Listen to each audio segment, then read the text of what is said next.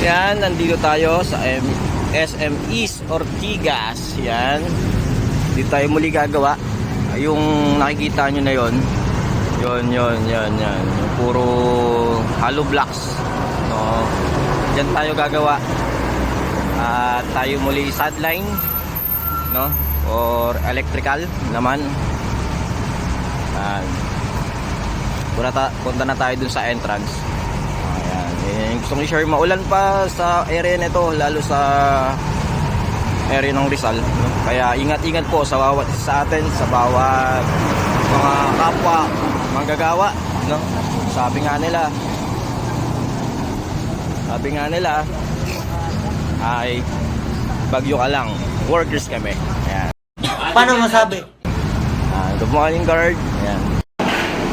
Yung kaberada, no, pinapasok namin yung mga malalaking breaker, no, dun sa malaking ilalagay namin, no, dito sa area na to. Dito namin ilalagay yun, malaking panel na yun. Ayan, yung mga panel na ngayon, kinalas muna namin yung mga breaker niya kasi mabigat. Ayan, pinasok namin, bigat yan mga kaberada. Oh my God! Pasok namin dito yan. Tapos yung pinaka-cabinet naman na malaki na yon, dito namin lalagay. And may mga panel na nailagay na. Dito yung electrical room, no? Ayan, ilalagay namin yan. Yan yung buhat namin.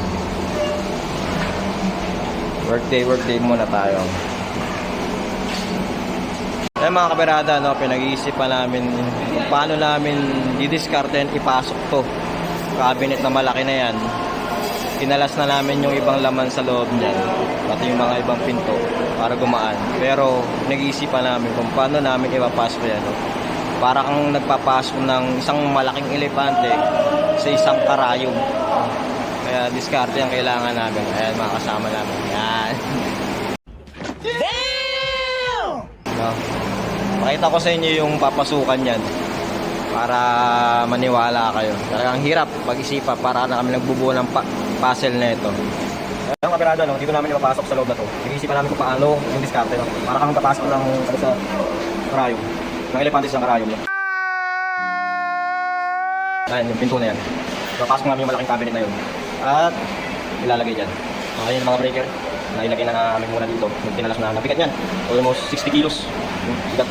Kaya pinag-isipan ko paano ipapasok dito. Pero didiskarte na namin. Tulungan muna natin mga kasama natin. Ayan. Ayan. Didiskarte namin kung paano ipapasok. A few moments later.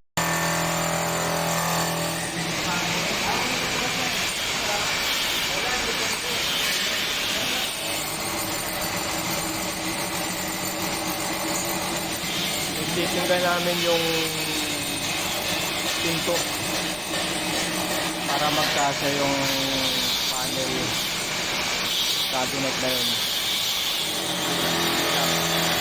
Magkasya para makapasok pa rin yung room.